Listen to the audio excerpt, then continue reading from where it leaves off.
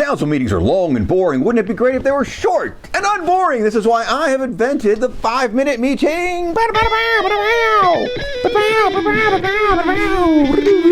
All right. Ashland City Council meeting of February 2nd. This one missed roll call. But she showed up later at some point. Okay, and then we got to the mayor's announcement, and the state senator Jeff Golden showed up and said he is focused on wildfire recovery and development, and he's got $25 million for the county to buy property so the state can thin areas that private landowners weren't thinning. I think that's what that is. And he likes campaign finance reporting. This one goes, hey, what about RV parks? And he says, oh yeah, someone's looking into that. And there's some state Zoom town hall meetings coming up about the wildfires, and I think maybe that's on the city website. And then proclamations of native land acknowledgement, and the mayor had this the specific language that the city will say before each meeting that will acknowledge the Shasta people and other native tribes, of course. And then it was Transit Equity Day, a proclamation, and this one said, she goes, hey, February 4th, that's going to be Transit Equity Day. We appreciate Rosa Parks and appreciate how transit affects the climate and stuff like that. And then public forum. A woman in a scarf. She's from the Newman Group, an Ashland Springs manager, I think. And she said they used to have 400 employees. Now they're down to 30 because of COVID thing.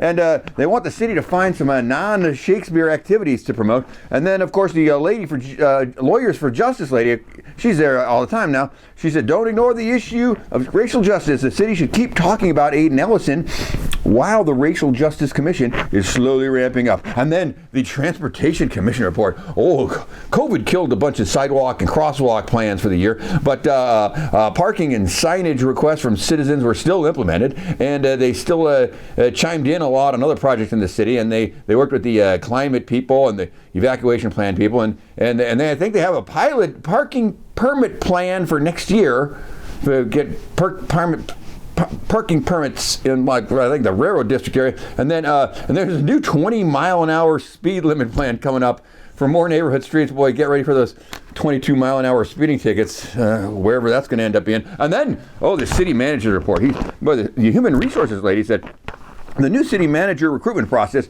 is waiting for input from the council to chime in on the job description before they pick a recruitment firm. And we have a large list of recruitment firms lined up. And then the council had asked the city to use the Western Fire Chiefs Association to find a fire chief. And the staff said, we tried that, didn't work out for us. So we just talked to the interim chief, and he said he'd stay to the end of the year. And then we were going to use one of the other plans you guys didn't vote on. And so the council voted on a plan, and then staff couldn't figure out how that worked, and so they just decided to do one of the other plans. Is that how voting works? And then our city recorder won some kind of award, I think, and so I'm sure that she kicked the Medford city recorder's butt. I don't know how that worked out. And then there's a look ahead. They said, remember, you look at the look ahead, the next meeting is super full, just FYI. And then this guy goes, we should add the Pledge of Allegiance to meetings, and we should cancel whatever happened regarding the water treatment plant last night at the study session. And they all discuss that a little bit, and they go, all right, we'll add those 2 items to the end of the meeting, all approved. And then consent agenda. What's on that? Who knows? All approved. They go then right to the review of financial policies.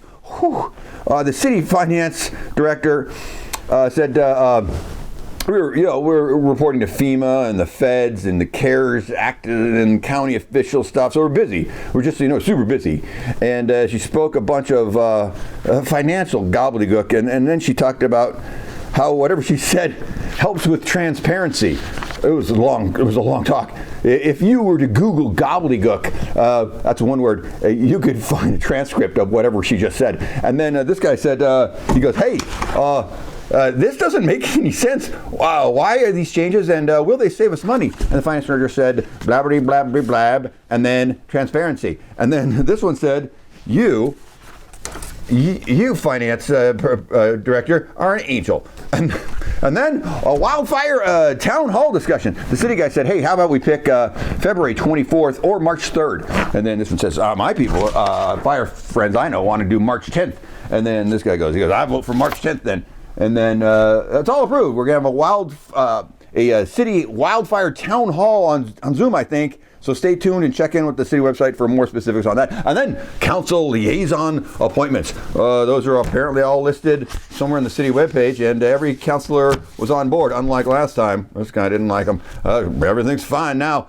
Citizens Budget Committee will be restocked on March 2nd. There are 11 people volunteering for 3 spots there. And then goal setting. Oh, God, goal setting. This one says, hey, council members all have goals, and we want to know if the city staff has goals. And I'm proposing a 4 or 5 hour weekend session to discuss all that stuff. And then this one said, hey, let's just have city staff there for the first hour or something at the beginning so they don't have to ruin their weekends. And so they all moved to have a doodle poll to pick a date for that session between February 17th and March 2nd. That's all approved, thank God. And then, the wastewater vote, that thing that this guy brought up, he goes, that he didn't like. And he said, I want to talk about that. He says, I move to rescind the thumbs up vote to request more information from a private wastewater company asked for last night until after a new budget has already been voted on and the staff has been consulted and we talked to all other people who ever worked on wastewater questions in the past.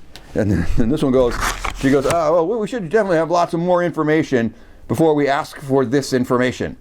And then this one said, well, I'm the one that asked for that vote. And I said, it's not as big a thing as that other guy's making it sound like.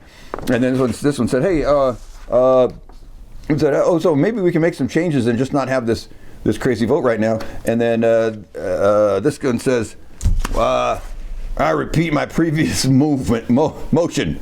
And then this guy goes, I was just trying to say a presentation from the private wastewater company sooner rather than later will help us make a decision rather than a bunch of discussions where we just come up with ideas and then at the very end we ask these people their opinion after we've already made decisions. But hey, as long as you promise to do it right after the budget, I'll approve this message, this change, this denial you're having. And then this one says, hey, people want more info on their utilities in general. So that's kind of what we're looking for there. And then this one said, citizens want clarity on their tax bill sooner rather than later. So, I understand we should get more information sooner.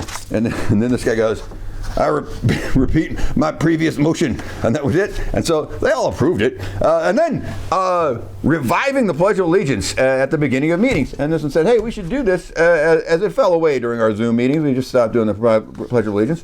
And they mostly had reservations about the word "the flag" and "under God."